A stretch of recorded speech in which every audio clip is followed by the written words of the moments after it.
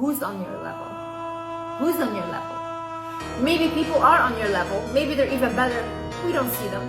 Why would I look at other people? You know what I think about all day? When I go to bed, when I wake up, everything? Liz. Everything, literally. I'm the main character. I think I'm the most best thing in the world. And I don't care who thinks the same about themselves. I hope people think like that about themselves. But I don't think about them. I think about me. I do not care whatever someone has. I hope they get more. I hope they get blessed. My blessings are gonna come. Whatever I need to have, I'm gonna have it and more. So I don't care. If there is no bad, if nothing bad happens in our life, how do we ever recognize the good? How do you know you have good days if you've never had bad days in your life? You would not recognize it. You would not appreciate it, okay? So that's why the bad days are blessings, because these days humble us, first of all. Second of all, they show us where we need to evolve, where we need to learn, and they make us move. They keep us moving. If only everything was good in life, I think everyone would be so surpassed, honestly. You have the power to change things in your life. You have the power to move and go for what you actually want, but you are the one deciding to settle. You should be so powerful. When you walk into a room, that room becomes more valuable because they have you in it. You should be so powerful that when you put your paintings in a room, that room is more valuable because it has your painting in it. Do not undersell yourself to adapt to your environment. If you are here, we do not go down here to just make others feel comfortable. No, start doing the stuff that you said you were gonna do, even if you don't like it. If you don't want to go to gym, but you told yourself you would, just go. Go and have the worst workout you ever had, but at least you showed up. Also, start speaking back to people. If someone is disrespecting you, say, hey, why did you say that? Well, how did you even think that you could talk to me like that? Really, put people in their place. You will see how your confidence starts to rise. No one is defending you. No one is ever defending you. No one has ever defended you since you were a child, okay? Your inner child doesn't feel safe. If your inner child doesn't feel safe, you will not be confident. In order to get your confidence up, you do not allow people to talk down on you, speak to you disrespectfully. They shouldn't even come to you with that energy. They shouldn't even feel comfortable to. You shouldn't even give off the aura that they're allowed to speak to you like that. Words mean nothing if the action is not backing it up. Stop making excuses for people. Stop thinking in your head like, oh no, maybe this happened. Oh no, maybe this was different. How are you when you love someone? How are you when you care about someone? Really think about this. How am I? I will not even speak. I will show you. You will never have to question whether I love you or not, because all of my actions will show. If you are like this as well, then why do you even consider people's words but not their actions? Forgive yourself. Imagine you had a child right now and the child had made a mistake. Would you hold your child to that mistake for the rest of their lives and you'd be like, oh my god, remember when you did this? No, you wouldn't. If your child showed remorse and then they understand why it's wrong and they don't do it again, then you would want them to move on, right? Do the same thing for yours. Because people are so insecure. The only thing they do is follow the crowd. Are you trying to impress these people?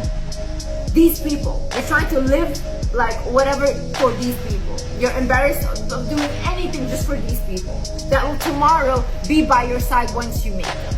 Today they're shaming you, tomorrow they will say, oh, I used to know her. So just stop trying to be liked in general. Stop. If someone tells you you're smart, that doesn't mean you're smart. If someone tells you you're stupid, that doesn't mean you're stupid, okay?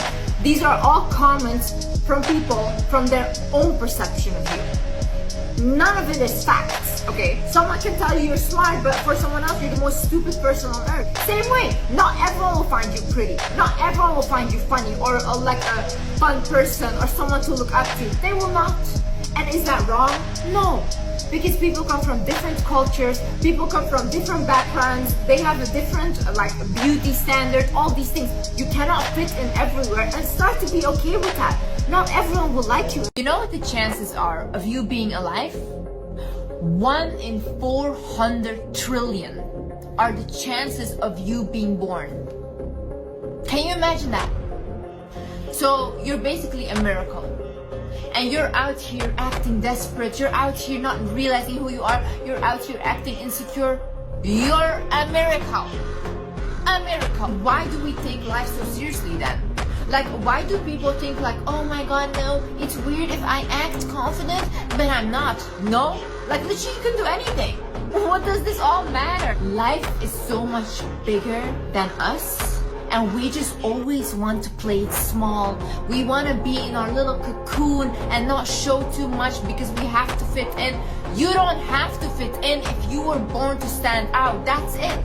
Walk in your power. I was talking to my therapist once, and I told her, I was like, listen, I never fit in anywhere and stuff, and I really felt bad about it. And then she's like, Liz, the reason why you never fit in is because you were meant to stand out. When you ask God for things, you have to be ready to receive it, and you have to accept it when it comes. One night, I had this thought in my head that, oh my god, I should send my friend money.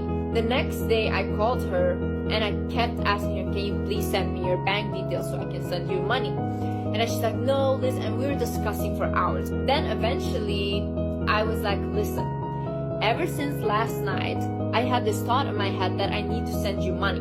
And I'm very, like I said, guided, so I know when I need to do something. So I said to her, I don't know why, but I feel like I need to do it. She was so shocked because she went like, Liz, you just gave me goosebumps, because she's like, last night I asked God for financial support and I asked him to receive money. And I was like, yeah, so why are you denying it right now? Why are you denying God's blessings right now? Nothing in this world or in this universe is too much for you, and you know that.